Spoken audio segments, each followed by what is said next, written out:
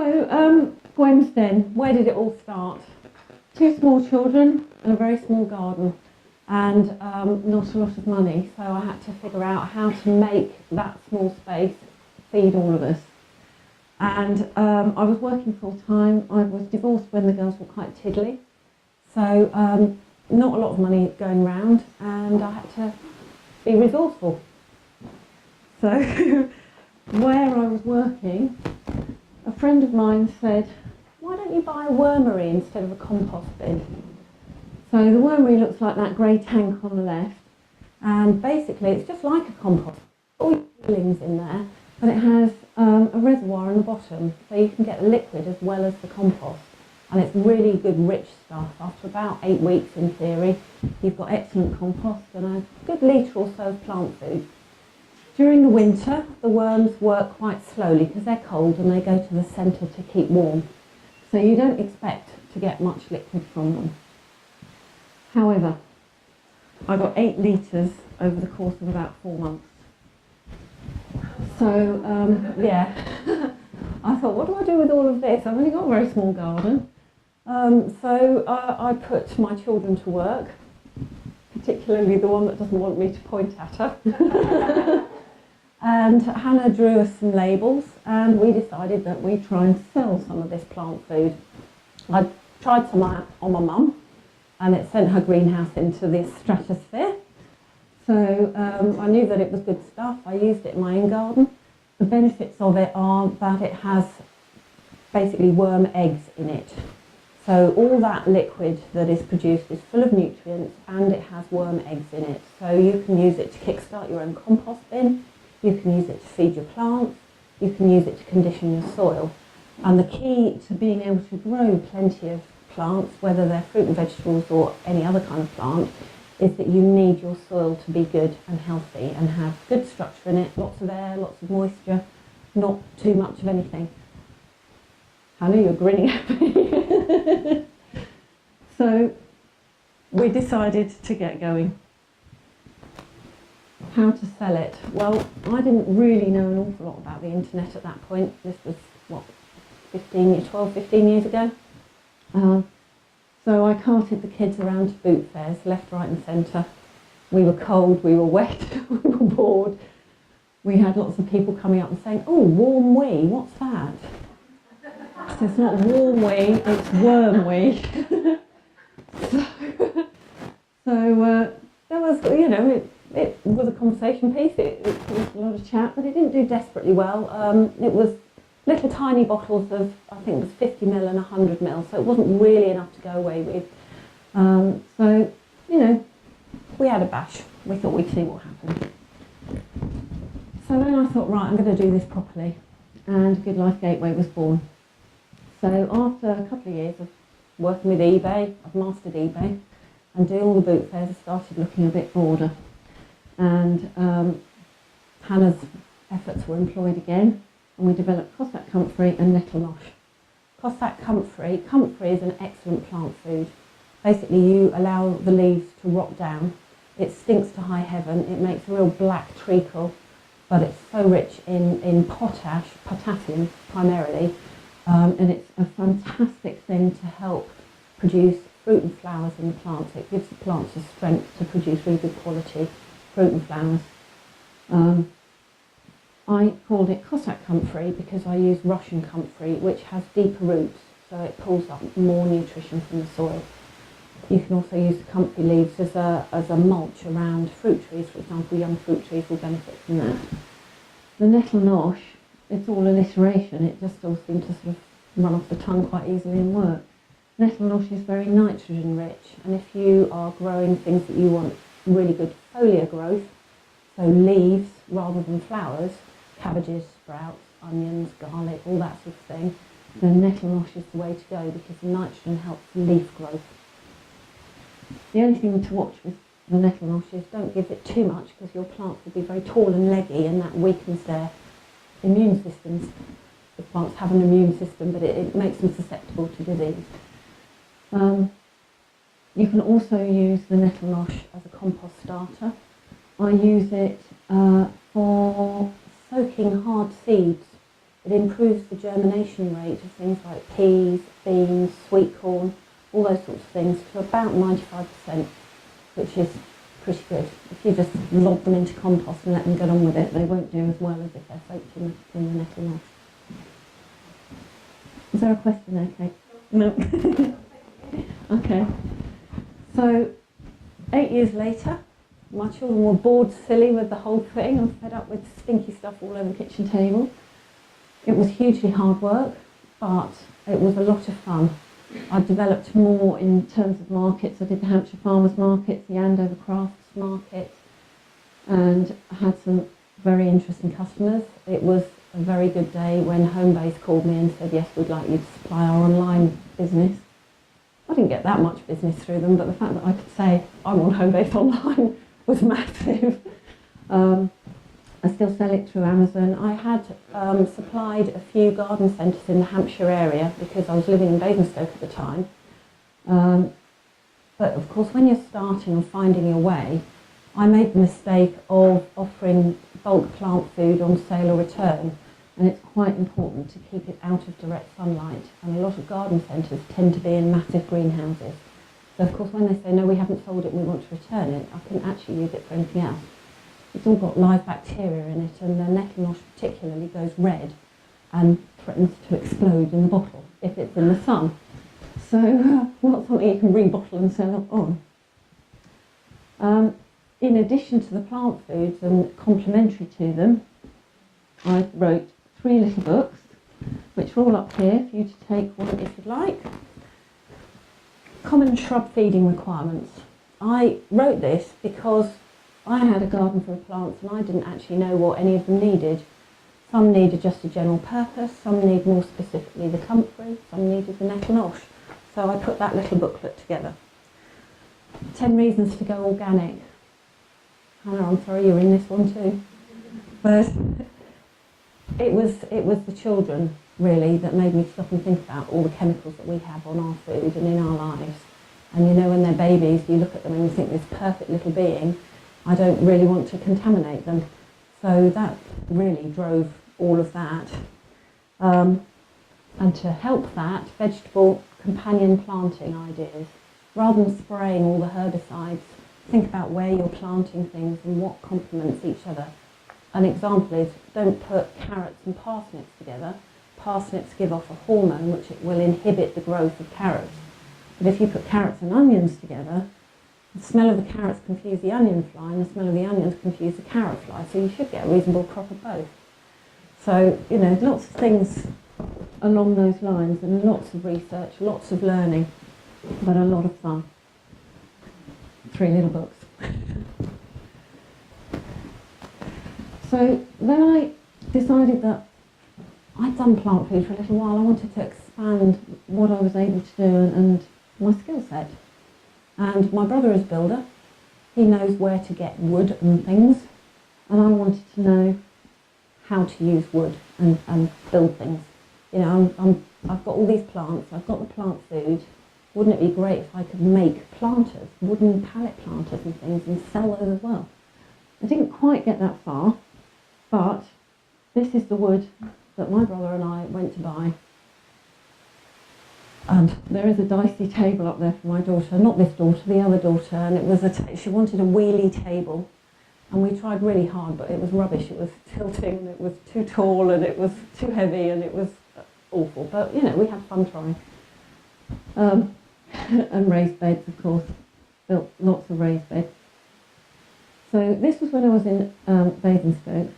I can tell you precisely the date. It was the 18th of July 2014, and it was staggeringly hot. And so I drove down to Ticehurst, picked up my brother. We went to Edenbridge to collect the wood. We were caked in dust. It was quite disgusting. And then we got a phone call from Mum to say Granny was very ill. So we sort of down tools, went home, had a shower. Girls were still in Basingstoke, I was still down here. And any ideas of what we were doing with the wood just went on hold. We had to sort out. Granny unfortunately died, so we waffled around and sort of ummed and ahed. And then out of the blue, a friend of mine said to me, well, you're doing woodwork, you're doing the plant stuff, do you want to be part of a crafters sort of organisation in Basingstoke? And of course, me being me, said yes, of course, before I'd really thought about what that meant.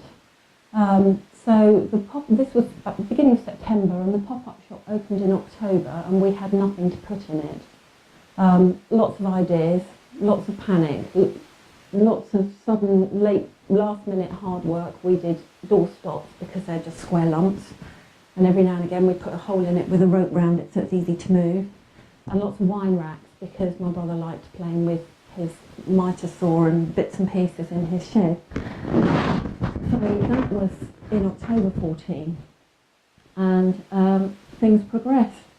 On the left is a photograph that I took taking the dogs for a walk one day, and I framed it with the rough oak, and then I was approached and asked if I would do a sign for someone's shed at the local bowling club. As far as I know, it's still there. So it was a great opportunity to be a bit more creative. And then, of course, you get on to growing too much stuff with all that plant food. Tiny garden, but it produced a lot. Walking the dogs, there's loads to forage. So then I decided to make the jam more professionally and the jellies more professionally. The girls used to say to me, "Mum, can we have proper jam, please? I want Tesco's jam, I don't want your jam. It's just not the same." But everybody else seemed to like it, so I carried on making it. Yeah, proper jam. We made the wine racks, the pop-up shop was going great guns, and then Hannah decided to go to Australia, and Adrian popped up again, and things changed. I'd already started keeping bees. I'd always been interested in bees, and of course if you're working with wood you need something to polish the wood with, and beeswax seems to be the way forward. So far we have a small block of beeswax, but the honey was very successful the first year, and Adrian and I went and harvested it. We didn't really know what we were doing. We got stung quite a lot, didn't we? And when you're harvesting the honey, you have to work it in a very warm environment so that it's quite runny. Otherwise, the propolis, which is the glue the bees use to keep the hive insulated, gets stuck on everything, and it is impossible to get off. So you've got honey and propolis like this sticky toffee everywhere. So we brought home what's called a super, which is where the honeycomb is, in the kitchen. We had all the whirligig and everything to get the honey out, and we were there in shorts and vests, sweating buckets, getting this honey out. And it was really, really fun, very exciting. And it gave me another thing to sell in the pop-up shop, more honey. So the bees have actually managed to move back to Sussex, which is good news. I checked them the other day and they're going great guns, so hopefully there'll be a really good harvest of honey this year. The things to do now are to basically re-establish myself in this area. Having spent sort of 12 years in Basingstoke building the business and all that sort of thing, I had decided to close Good Life Gateway, which was the plant food. But I kept having customers coming back to me and saying, "Oh no, where's the plant food? We need to buy some, where can we buy it?" So I thought, well, Gwen's Den can encompass lots of things. It can encompass all the jellies, the preserves, the plant food, any woodwork that we get back into, all those bits and pieces. So the plan is to start doing the Pantiles market. I've done 2 days. I'm knackered, but it was a lot of fun and it was really interesting. I want to increase the honey production. Well, that's looking very positive this year. We've got 2 colonies and both hives are heavy now, which means that the queen is producing lots of babies and the workers are collecting lots of nectar and pollen. Re-establish my workshop. Kind of halfway there, but we're building an igloo in the garden, which means that we can do lots of wild meadow over the top of this sandbag hut, basically. So there'll be a nice cool storage place, but there'll also be lots of wildflowers and plants around for the bees to forage from. Plant a comfrey and nettle patch. Well, the nettle patch I don't need to plant because they're everywhere. We've got we've got quite a decent sized garden now, but it used to be a field and there are a lot of nettles. So I'm going around with the scissors to make more stuff. And all growing within Gwen's den. And that was probably a shorter presentation than you'd anticipated. But if you've got any questions, please do ask. Yes, question. Normally the end of July. Okay. The end of July is a good harvest point because that gives the bees another month, 6 weeks of foraging to build enough supplies to last them over the winter. Okay. Because honey is their food for over the winter, so you need to leave them with something. Yeah. So, that's all right, carry on.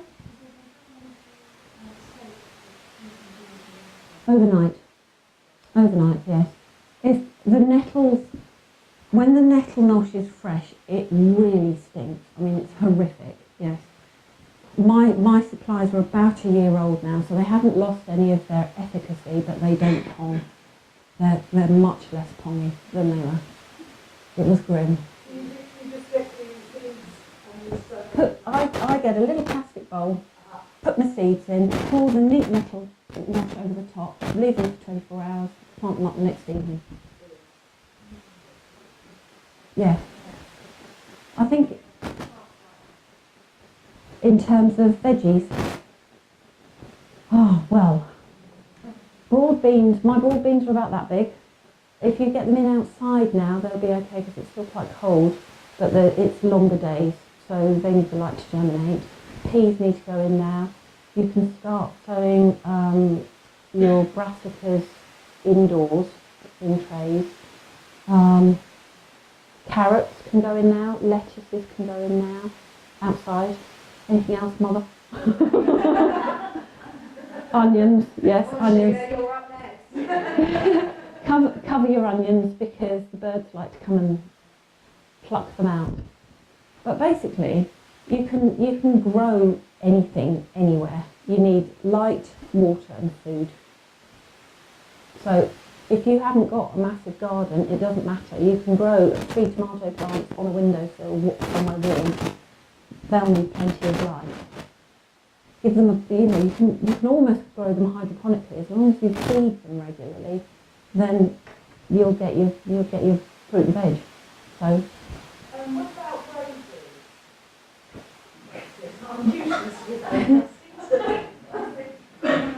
Feed them now. So I've got them in pots. Okay. Yeah.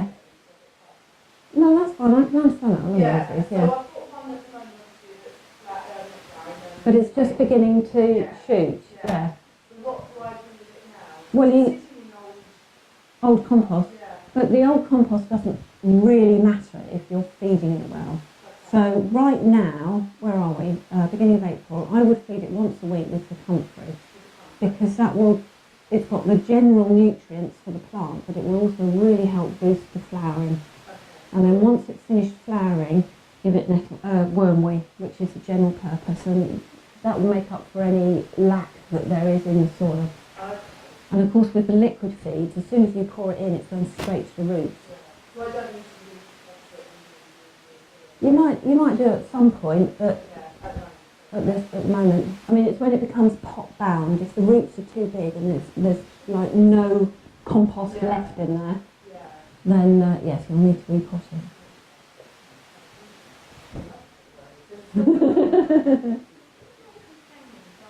Yeah.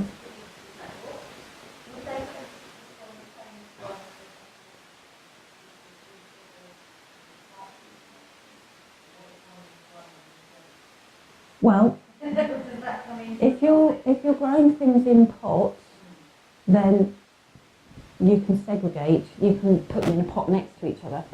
But if you're growing out in the open soil in a veg patch, you probably won't need that plant food because if your veg patch, the darker the soil, the better it is, and if you've got lots of worms in there, then you probably won't need any feed.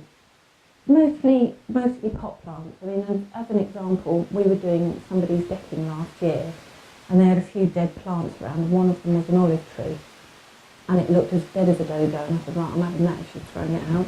And I took it home and I didn't want olives from it, I wanted the tree to survive, so I gave it netting wash once a week for about 3 weeks, and then a little tiny green growth came out. It's in the greenhouse now and it's looking fine. So, you know, it clearly works, but it's in a pot and it had rubbish compost and she hadn't watered it. It was really hot, wasn't it? And she hadn't watered it for weeks. So it was right on the brink. I get all excited. So I get it and I plant it and water it and then I'll fall back out. So it comes like another chore. Well, that's the thing, you see, with gardening, you've got to be patient because it takes a long time to get the finished product.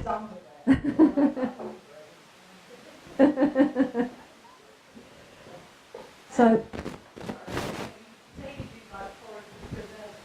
yes. Okay. I think, what have you got on there? Wild garlic. Okay. So, I've got 2 dogs. I do a lot of walking. Certainly in Basingstoke, I'd established my nice, neat walks, and I always took little dog poo bags with me. Never used it for dog poo. Used to pick the blackberries, the elderberries. There weren't many damsons out there, so I used to come down to Ticehurst and make a damson. There were field mushrooms. We were discussing the mushrooms on the way over here, weren't we? You've got kind of need to know the round capped field mushrooms are okay, but anything else, get a book and check it very carefully. You can also eat puffballs, so you can slice them up and fry them. Slightly odd to taste, and I didn't really enjoy it very much, but it's possible that they won't kill you. Rowan berries,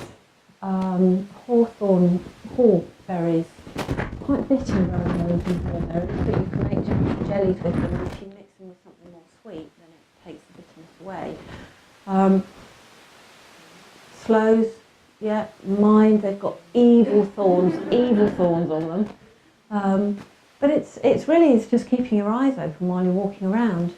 And obviously if you're with the dogs, make sure you don't pick garlic that they've just weed on, because that won't be very nice. So, but it's surprising because it grows in places where you suddenly think, oh yes, it's coming out now. And in the winter you don't see any of those, and then all of a sudden you'll see these little oval leaves, and they're coming out, the flowers are just beginning to come out, and they're like a stalk with a little bulbous flower on the top, tiny little delicate petals, and you can smell the garlic as you walk past. So, you know, you probably won't find much in Tunbridge Wells, but you might find some in Dunallen Park, a bit of a wooded area that's shady. Keep an eye out. Round Gilbridge is a lot.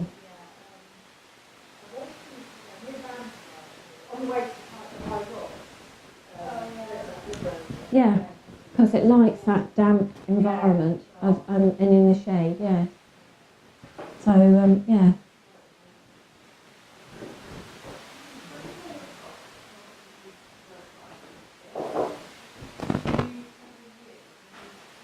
Rotate, yes, yes. Well, the thing is with rotation is what you're trying to do is keep the soil healthy. And there's two aspects of that. One is, for example, beans are a nitrogen fixer, so it makes sense to put your brassicas in that patch the following year because they like the nitrogen to make all the leaves. The other is disease resistance. If you plant potatoes in the same place year in, year out, if you get blight in there, you're never going to get rid of it. Whereas if you're rotating, it's at least a 4-year crop rotation. You give the ground a chance to recover and clear the blight because you're not planting the same thing the following year. And the same if you're using pots. Scrub out your pots each year. You can use some Jay's fluid and just scrub out the pots, and that will kill any residual fungal infections that could damage your plant. And remember that potatoes and tomatoes are the same family. So where you've planted potatoes, don't plant tomatoes the following year. Courgettes. You stick them in and you let them get on with it and they go mad. And if you put them in horse poo, you'll just not know what to do. Yeah. So the Courgette Chutney, which I think is, I don't know where the Courgette Chutney is. Maybe I didn't put it out. I made that because we had so many courgettes last year and they got quite big and I didn't quite know what to do, so I thought, well, there must be some way of preserving courgettes, because if you freeze them, they come out really quite soggy. So we tried the chutney, and you said it tastes very nice. Yeah.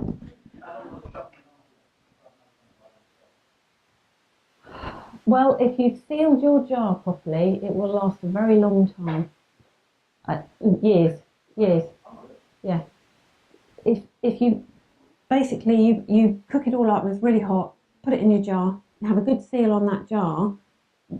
As it cools down, it's sealing it really tight. So providing you're not opening it until you're ready to use it, then it should be absolutely fine for a very long time. Once you've opened it, stick it in the fridge and use it regularly. Use it quite quickly.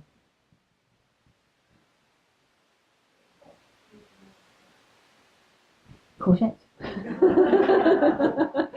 Yes, but I mean, I've used like fruit boxes, the old style apple boxes. I've grown potatoes in tiers there. Because of course potatoes you think need a whole field, but you put a few in a box and then put the next one on top. They've all got the light for the foliage to come out, and you just tier them up, and then they take up the size of a fruit box. You could do the same with courgettes. Or you could use your top box for the courgettes and then they tumble down and then they'd all grow off that. So.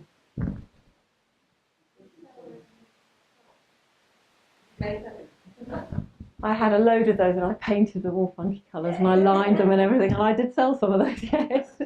But I used them on the stall at the market as well for, the display and what have you. So yeah. What were you going to say?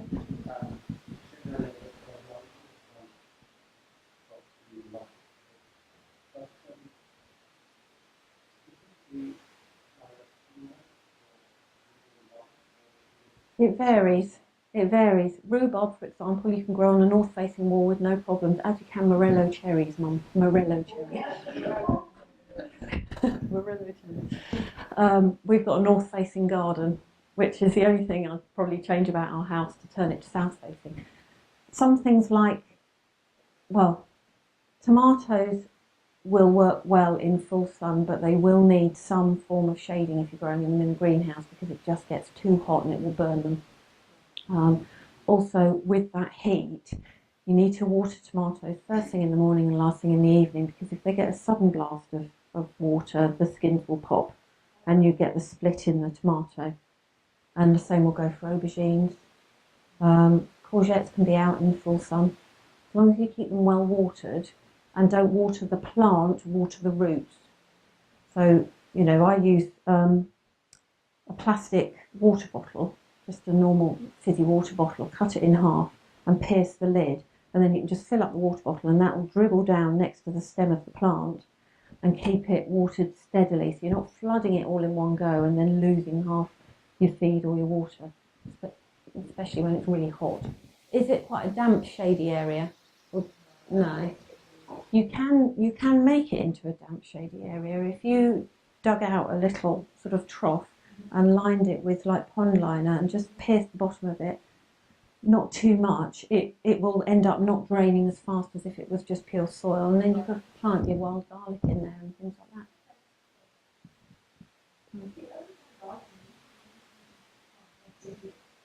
You can do a pot, you can grow a runner bean in it with one pole and wind your runner bean round the pole, and you'll get 2 or 3 meals worth off that. You can grow tumbling tom tomatoes, you can grow lots of herbs.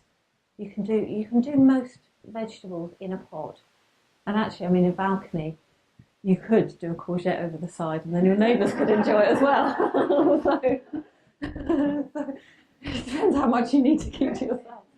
But sorry?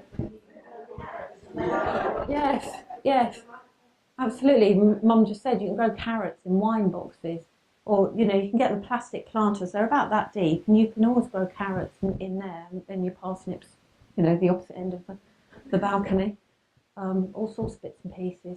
One Swiss chard plant grows about this tall and is very bulky, so you can get a lot of food from that, and it's very, very good for you, Swiss chard. So you can do quite a lot with a really tiny space. and just feed them well.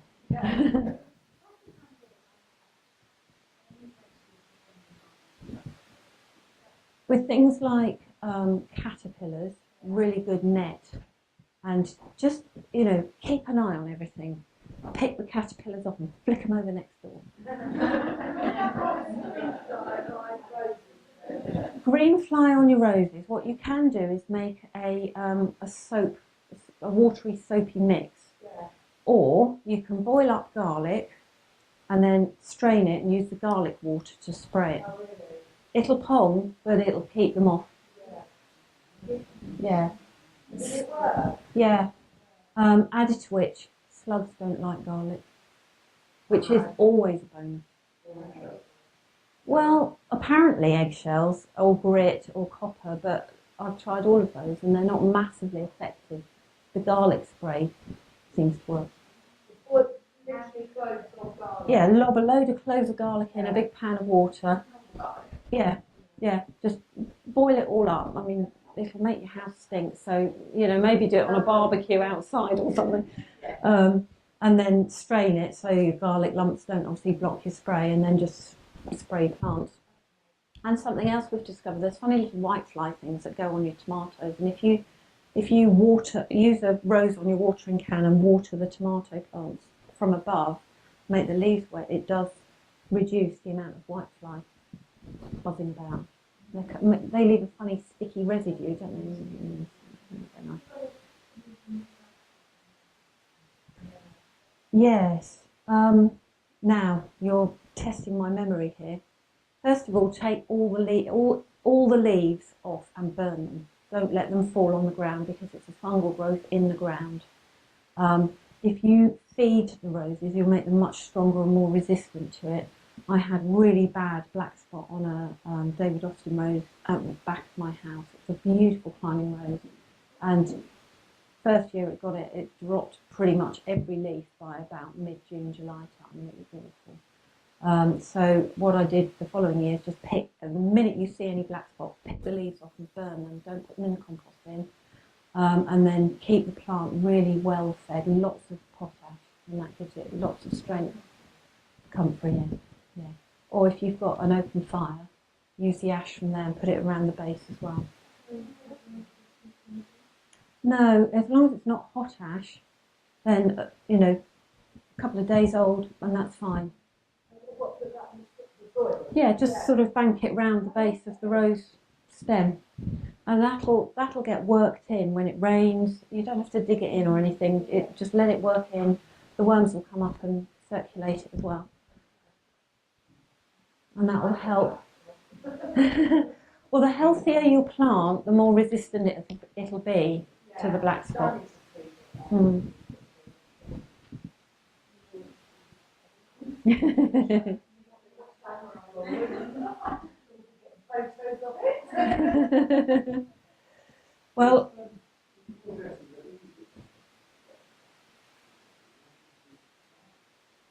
Well, it depends whether you have mice or not.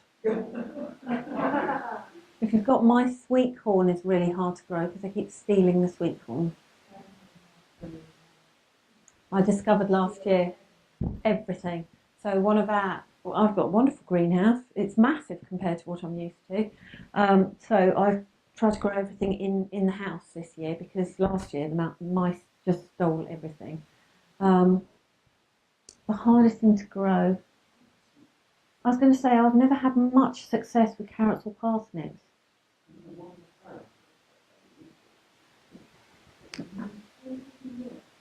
Yes. I think once you've got if you follow the instructions and build your bed properly and have plenty of poo, asparagus actually just gets on with it, doesn't it? Unless you have a dog. Yeah, that would do it.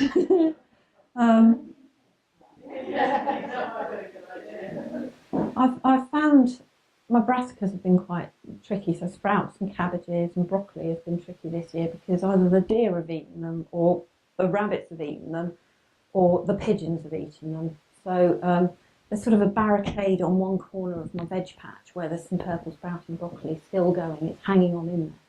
But the rest, I mean, we had 3 sprouts, didn't we? And they were tiny and fluffy, and it's like, oh,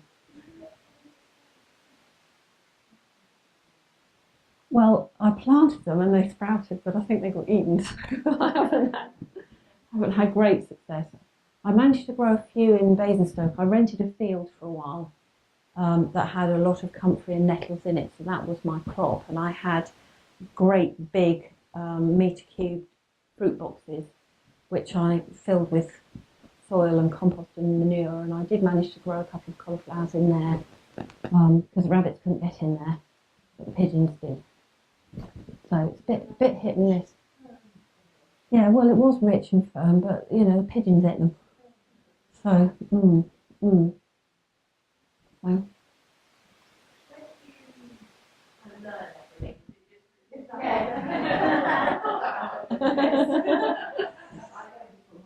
Yes. Well, Mum and Dad have a farm in Ticehurst. So, and before that, we lived in Leybourne, and my earliest memories are of picking peas and shelling broad beans are horrible because they get black goop down your nails, and stringing runners. We spent endless summers doing all of that. I think it was slave labour, child abuse. Well, it was lovely. It was a massive veg patch. It had a stream by it. We did spend a lot of time building dams and trying to catch fish with enormous nails on baler twine. What we thought we were going to catch, I don't know. But yeah. Yeah.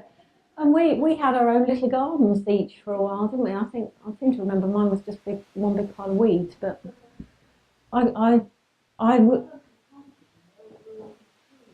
Oh, really?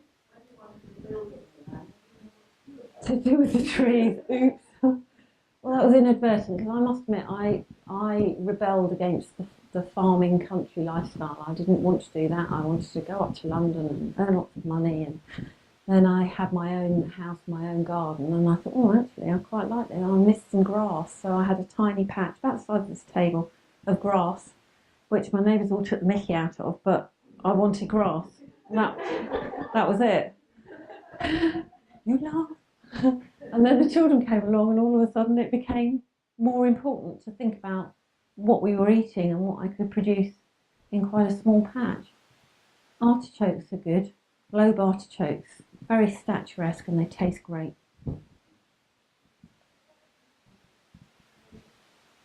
No, actually, muncher is a good cucumber to get.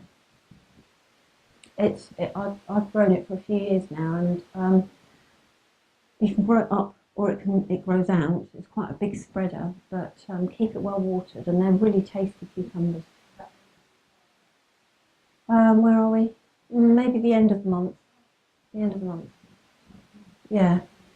Yeah, start them off in indoors or under glass, somewhere warm. And when risk of frost is finished, so about the end of May, start introducing them outside to get them acclimatised. And then you can plant them outside or plant them in a sheltered spot that's light. So if you've got a south-facing little corner, they'll do well in there.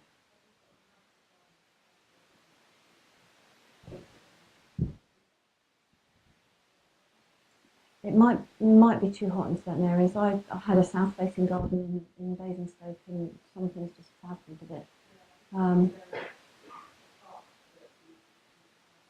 But cucumbers would ordinarily be grown in a greenhouse, so if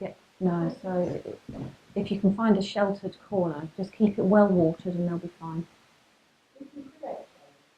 Mm.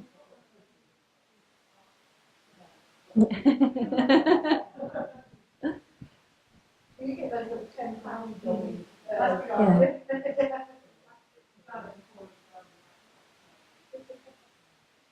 And I mean, if you are planting it in a hot corner, maybe an idea to put some trellising up, and then each evening just water it from above so that you get the moisture on the leaves again, like the tomatoes, and that would help.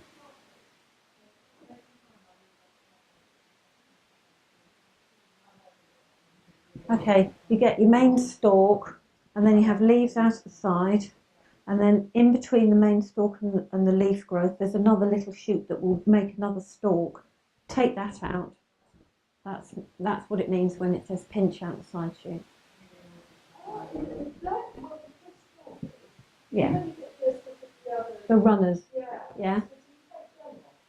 Yes, because basically, think about yourself. When you're producing a baby, there's not a lot else you can do. All your energy is going into producing that baby.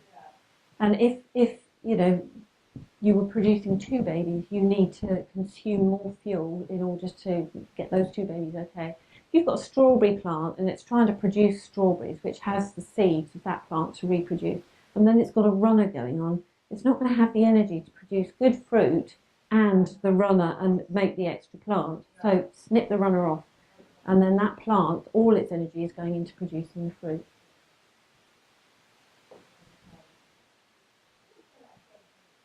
No, it's fine.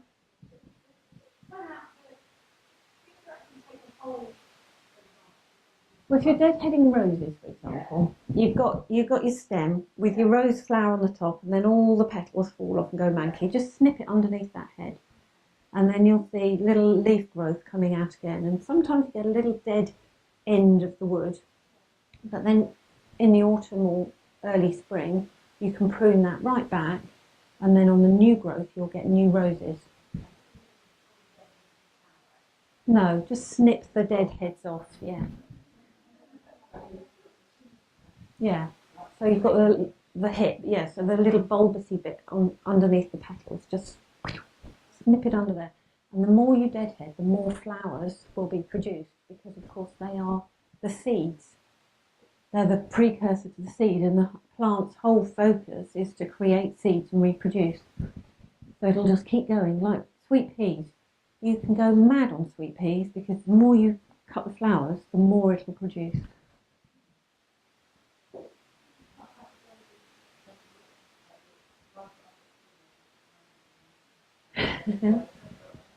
Well, they can go a bit leggy, and then you get sort of real woody bits, but if you prune them back each year, you'll get a thicker, bushier, stronger plant. Autumn time, or is it too late to prune them now?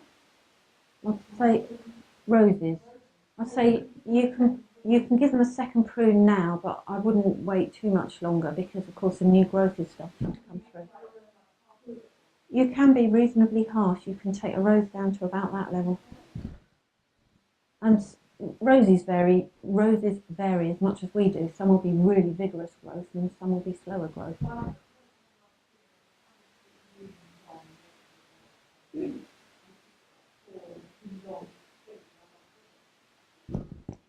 Cut them off just above a bud, at an angle as well. Don't cut them off straight, cut them at an angle, and then it'll push. Yeah. Well, on your tables there is a little leaflet here which has a discount code, social networking group 0419, being April 19. So on there you can order all the plant foods, all the jams and jellies, the gift sets.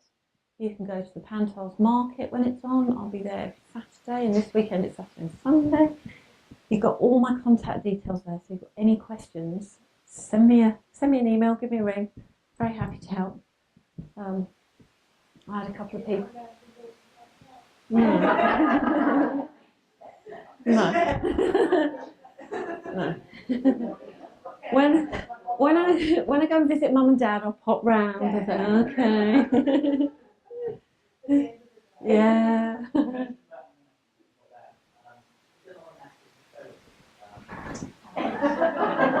Owls. We put a little mouse trap with some cheese in it in the greenhouse, and we had pretty much a mouse every day, and that was fine. I could handle that until we caught a vole, which really bothered me. I don't know why. I was more bothered about that, but it's basically I had to suspend from the ceiling in trays all the plants so they couldn't get at them, and you know it was ridiculous. So now I just grow stuff indoors. Start it off indoors. As soon as the seed has germinated and you've got a little sprout on the top, it's safe to put back in the greenhouse, because the strength of the seed that the mouse wants has actually gone into the plant by then. They want the seeds, yeah.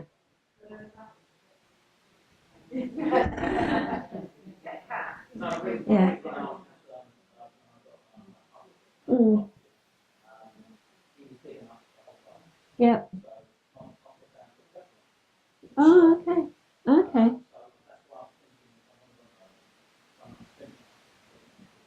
I don't know. I don't know if there is anything on the market that can stop mice. I mean, you can put down poison, obviously, but it doesn't seem a very nice thing to do. Are they? Braziers.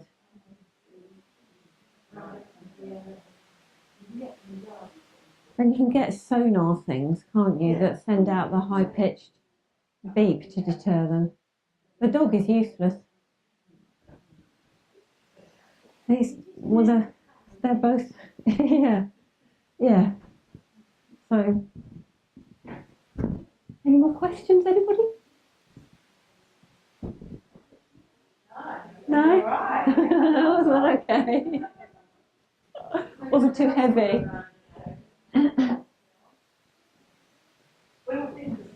Well, that's fine. I was going to say.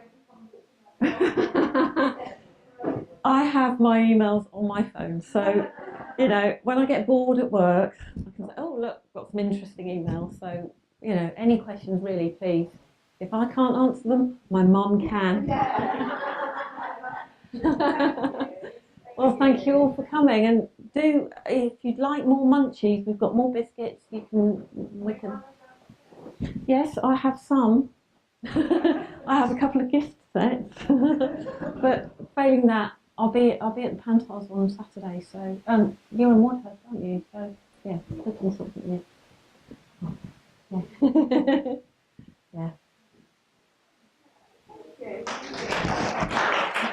Thank you.